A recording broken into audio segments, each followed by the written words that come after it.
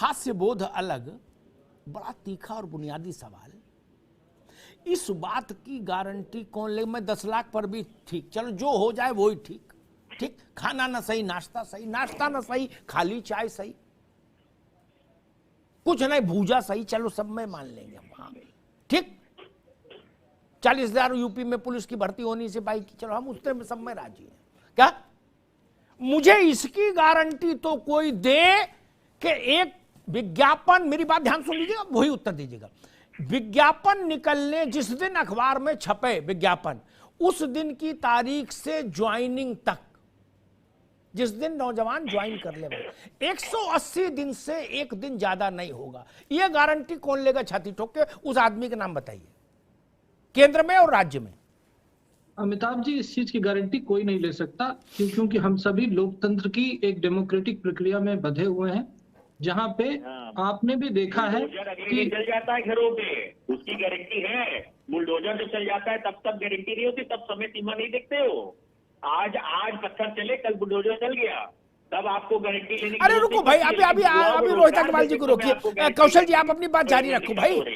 राजनीति में बिल्कुल शांति काल कभी नहीं मिलता, इसलिए बोलते रहना चाहिए। कौशल जी, उससे फायदा नहीं होता। नहीं सब फायदा होता है। अरे भाई पार्लियामेंट में भी यही होता है। कौशल जी चुप होने वाले नहीं है। ठीक है रोहित बाबू, रुकिए जी। कौशल जी, नहीं देखिए, जो बात है कि इसकी गारंटी आपको भी पता है, हमें एक संवैधानिक प्रक्रिया से जुड़ना पड़ता है, और कुछ ऐसी नौकरियां हैं, जैसे कि अभी देखिए नीट के एग्जाम की काउंसलिंग, सुप्रीम कोर्ट ने एक बार गाइडलाइन बना दी थी कि एक ही बार एग्जाम होगा, वो रद्द नहीं होगा, उसकी डेट फिक्स कर दी एडमिशन।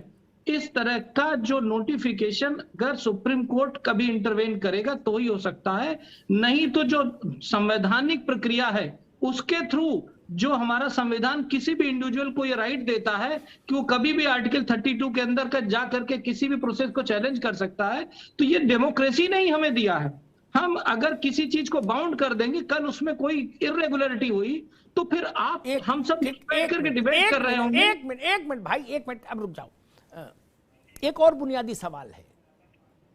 आपने बात कही ये पतली गली से निकलना बोलते हैं उत्तर प्रदेश में, वैसा मामला है। ठीक, मैं इसका उपाय बता देता हूं। मैं तो कोई सवाल पूछता हूं तो उसके आगे के 6 सवाल पहले दिमाग में रख लेता हूं, क्या क्या उठेंगे, उनका जवाब भी होना चाहिए मेरे पास। चुनाव में इसी संविधान के तहत चुनाव होता है, आर्टिकल 32 के रहते हुए। ठीक, चुनाव में कहते हैं कि अधिसूचना लागू होने के बाद संविधान का कोई भी अंग चुनाव में हस्तक्षेप नहीं कर सकता, ना कार्यपालिका, ना विधायिका, ना न्यायपालिका। ठीक है ना? हो जाता है। ऐसा क्यों नहीं कर सकते? ये लड़के बुढ़ा जाएं तब तक मुकदमा चलता रहे, एक प्रश्न। और दूसरा मेरा प्रश्न, कहीं भी ये व्यवस्था है, इसके लिए यूपी में योगी जी को किसी से नहीं पूछना और केंद्र में मोदी जी को किसी से नहीं पूछना। ये व्यवस्था है कि किसी भी विधायी सदन में जो रिक्त पद होगा, यानी सांसद विधायक इनका, वो 6 महीने से ज्यादा रिक्त नहीं रहेगा। 6 महीने के भीतर चुनाव हो जाए, रिजल्ट आ जाए और आदमी सामने हो जाए। ठीक, क्या ऐसा नियम हम सरकारी पद के लिए नहीं बना सकते? कोई सरकारी पद 6 महीने से ज्यादा रिक्त नहीं रहेगा।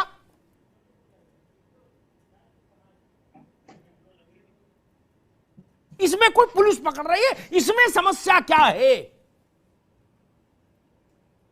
कल सुबह एक नियम बना दीजिए कि कोई भी सरकारी पद सफाई कर्मचारी से लेकर और कैबिनेट सेक्रेटरी तक का 6 महीने से ज्यादा रिक्त नहीं रहे। क्या दिक्कत है कौशल जी? इसमें भारत का संविधान बदलना है? नहीं। इसमें कांग्रेस के साथ सर्वदलीय बैठक बुलानी है? नहीं। इसमें जयंत चौधरी की राय लेनी है? नहीं। क्या समस्या है? कल सुबह करिए, ये तो एग्जीक्यूटिव ऑर्डर से हो जाएगा। जी अमिताभ जी, मुझे लगता है कि जो आप कह रहे हैं वो हो सकता है, पर मुझे ये नहीं समझ में आ रहा कि फिर इतने दिनों तक सरकारों ने, इतने डेमोक्रेसी के 70 साल हो गए, किया क्यों नहीं? अरे उनने नहीं किया, वो उनकी दशा देख लो। किया होता तो इस दशा में होते। तो फिर ये भी मुझे सफेद लगता है- कुर्ता नहीं पहन रहे होते, फिर ये भूरे मैं- रंग का क्यों पहन रहे होते? मैं सिर्फ यही कोशिश कर सकता हूं कि आपने जो कहा है जी। इस मामले में मैं पार्टी से बात करूंगा, अगर ऐसा पॉसिबल होगा संवैधानिक तरीके से तो ना किया ना जाएगा। भाई देखो, जितना संविधान भाजपा ने पढ़ा, कांग्रेस ने सब जी कि जब बिटिया की दिखाई होती है शादी के लिए ना, तो लड़की की माँ और बाप तब तक डरे रहते जब तक 7 फेरे नहीं हो जाते। तो लड़की देखने से लेके फिर परीक्षा, और फिर गोद भराई, फिर दहेज, फिर फलदान, फिर शादी में 7 फेरे। सर नौकरी भी ऐसी ही हो गई है, जब तक ज्वाइनिंग लेटर, सब अब समस्या तो ज्वाइनिंग लेटर भी कंफर्म नहीं माना जाता, उसके बाद भी हाई कोर्ट कैंसिल कर देता है बहुत सारी नौकरियों को, नौकरी मिलने के बाद। तो सर भारत की सरकार हो चाहे राज्य सरकारें हो, किसी भी पार्टी की सरकारें हो, सबको ये बहुत पारदर्शी तरीके से लागू करना होगा। सर ये दो तरफा नुकसान पहुंचाती है नौकरियां डिले होने पे। जी ठीक बात, बहुत तो अच्छी जो बात है। व्यक्ति- सुनील भोरका, ये बताइए जो नौकरियां लटक जाती हैं, 22 साल के लड़के ने अप्लाई किया, लड़ते लड़ते पता लगा लड़का 35 का हो गया। मैंने तो बहुत सारी लड़ाइयां लड़ी इसी, जिसमें जो नौजवान थे वो अधेड़ हो गए लड़ते लड़ते। और जब वो आते थे मेरे पास तो इतने इतने कागज फाइलें लेके आते थे, इतने इतने। अरे रुको भाई, मैं बता दूंगा तो सबके चेहरे खराब हो जाएंगे। योगी की मसला नहीं है, मायावती के समय में भी यही था, अखिलेश यादव के समय में भी यही था।